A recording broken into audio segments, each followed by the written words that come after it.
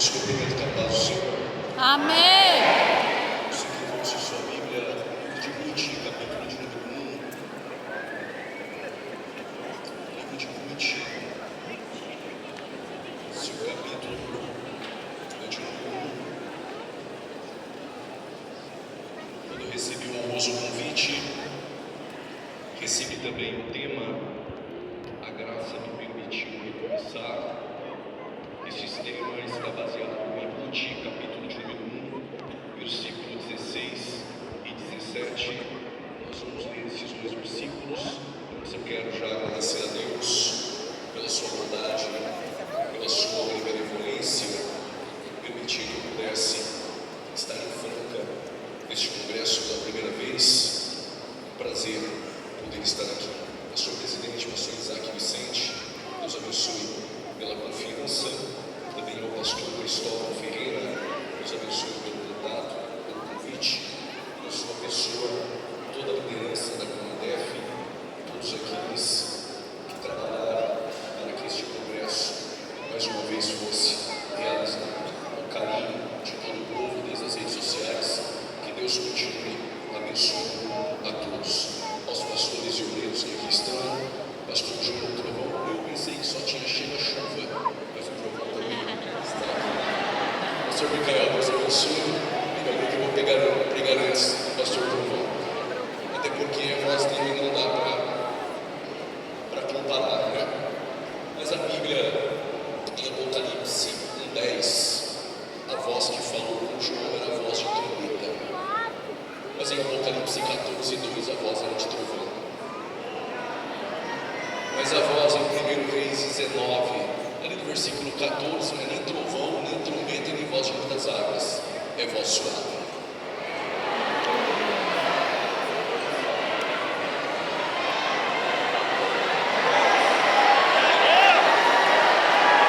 Às vezes é suave, de trovão, de trombeta, mas quando Deus quer sacudir uma cidade, Amós 1:3, bramiu o Senhor como leão. Aleluia. Mas como Deus não precisa de muito, Zacarias 10, versos 8, assoviou o Senhor e ajuntou todo o seu povo. Glória a É um prazer poder estar entre vocês e participar deste congresso. Ruth, capítulo de número 1, versículo de número 16 e 17, disse, porém, Ruth, não mintes para que te abandone e deixe seguir-te, porque aonde quer que tu fores, irei, e onde quer que pousares, ali pousarei. O teu povo é o meu povo, Deus. O teu e o teu Deus Deus é o meu Deus. é o meu Deus. Onde quer que morreres, morrerei eu, e ali serei sepultado. Faça-me assim, o Senhor, e outro tanto, se outra coisa que não seja a morte me separa de ti. Hoje é uma noite de recomeços. Pode tomar seu assento em nome de Jesus.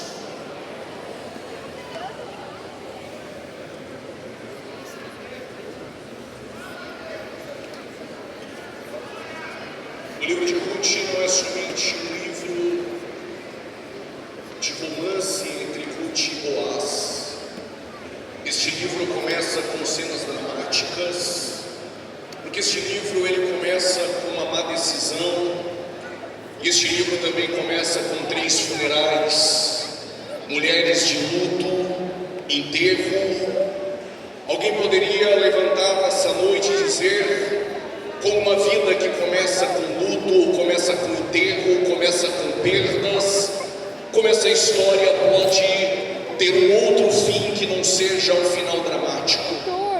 Se a sua vida começou com luto, com perdas, eu tenho uma boa notícia para lhe dar.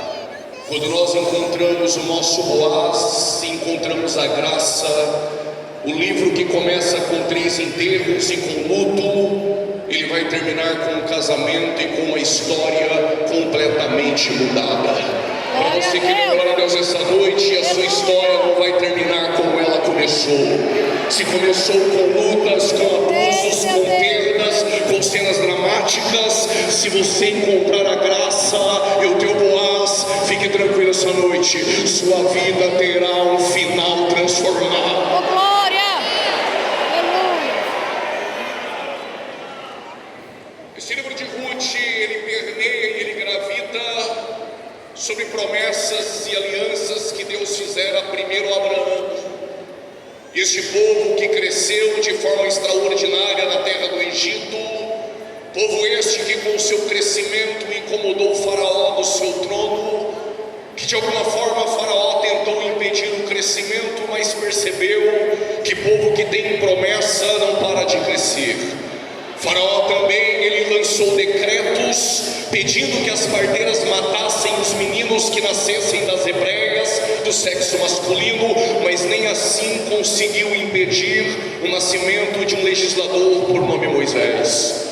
Moisés é aquele que vai conduzir este povo, tirá-los da terra da escravidão e caminhar com este povo por 40 anos. A geração que saiu do Egito é a geração que viu mais milagres. Nenhuma outra geração na história viu tantos milagres e pode ser que nenhuma outra geração verá tantos milagres com que aquela geração pôde vislumbrar. Mas os céus trouxe-me para lhe dizer: milagres não autentificam a fé. Nós queremos milagres, milagres é bom, milagres glorificam a Deus, milagres abrem a porta para a palavra, mas milagres não autentificam a fé. E por que, pregador? A geração que viu mais milagres foi a geração mais incrédula. A geração que viu mais milagres foi a geração que não tomou posse da promessa.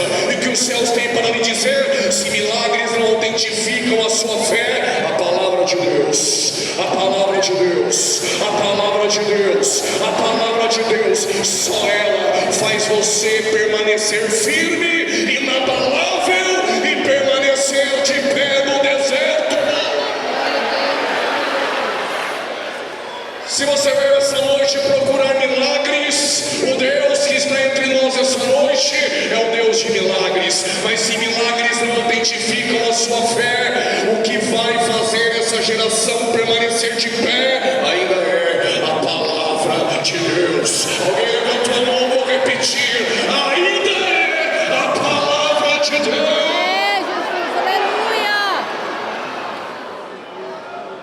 Andaram 40 anos vendo milagres, mas vai doer só um pouquinho, amanhã cedo já passa. Quem ainda sente paladar de cebola e pepino, jamais irá usufruir e degustar o leite e mel que Deus tem preparado para nós. Caminhavam no deserto, mas muitos ainda tinham o coração no Egito. E no final dos 40 anos, pasme, o homem que conduziu o povo, o homem que conduziu um rebanho de quase 2 milhões de pessoas, o homem que levantou o cajado e o mar abriu, o homem que pediu a presença de Deus e Deus escutou Moisés, o homem que subia no monte e diz o texto, Deus falava com Moisés face a face, o homem que impediu que o anjo acompanhasse o povo, foi o homem que conduziu o povo chamado na Bíblia do homem mais manso da terra. Mas este homem não vai conseguir chegar em Canaã.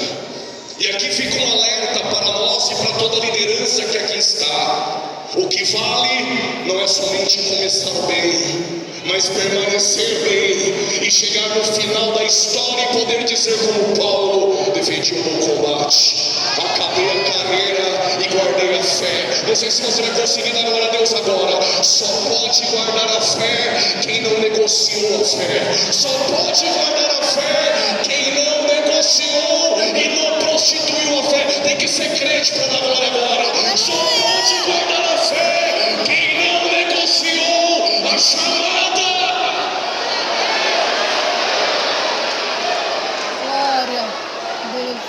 Moisés conduz o povo, mas Moisés não entra na terra que Deus prometeu. Qual é o alerta para nós, senhores, essa noite? Moisés é o homem que atravessou o grande mar vermelho. Quem estudou um pouco mais do que eu vai nos ensinar Que Mar Vermelho tem de 12, 14 até 20 quilômetros. Isso foi a distância da travessia. Jordão tem 90 metros. O homem que atravessa o grande Mar Vermelho é o homem que não vai atravessar o Jordão. E por quê? Porque o que vale é começar bem, permanecer bem, mas chegar no final da história e conseguir guardar a fé legítima. Eu não sei se você vai pegar, mas eu vou dizer essa noite. Mas até entendo porque Moisés não entra na terra da promessa. Moisés representa a lei. Josué em hebraico, Yeshua, Jesus. A lei não pode te colocar na promessa.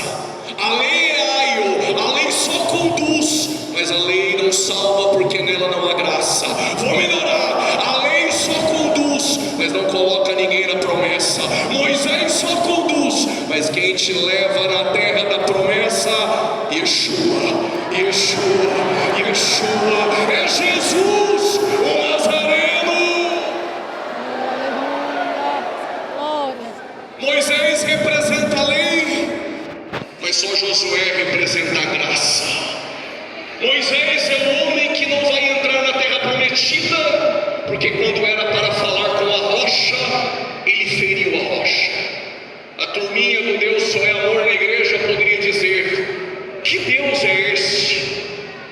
Que porque o homem somente feriu a rocha e não falou, não vai entrar na terra que Deus prometeu? Não vai.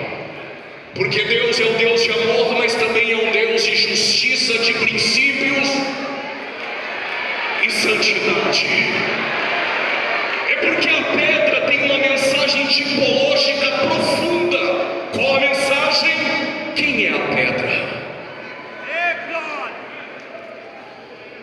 A pergunta é: quem é a pedra? Um dia Jesus estava na região de Cesareia de Filipe, não era teste de publicidade, mas ele fez algo que não costumava fazer: perguntas. Ele lançou a primeira: o que as pessoas dizem que eu sou? Alguém do colégio apostólico, vou parafrasear, levantou as mãos e disse: aqui em Franca estão dizendo que o Senhor é Jeremias, porque viram o Senhor chorar. Mas lá em Campinas, de onde veio o pregador, estão dizendo que o Senhor é João Batista, porque viram pregar um sermão muito duro. Mas estão dizendo ali em São Paulo que o Senhor é o Elias, porque viram curar com poder. Jesus lança a segunda interrogativa: e vocês? O que vocês dizem que eu sou? Eu não sei aqui em Franca, mas em Campinas, domingo, 9 horas da manhã, as testemunhas de Jeová, que tem como fundador Charles Taze Russell, eles dizem: Jesus não é Deus, Jesus é uma criatura que foi criada no tempo da eternidade, nada mais. Se perguntar para os Mormons, que tem como fundador Joseph Smith, eles dizem que Jesus é um polígamo casado com Marta e Maria. Em João capítulo 32, as bodas de Caná, o mesmo irmão de Satanás e filho de Adão. Se perguntar para os adventistas do sétimo dia, eles dizem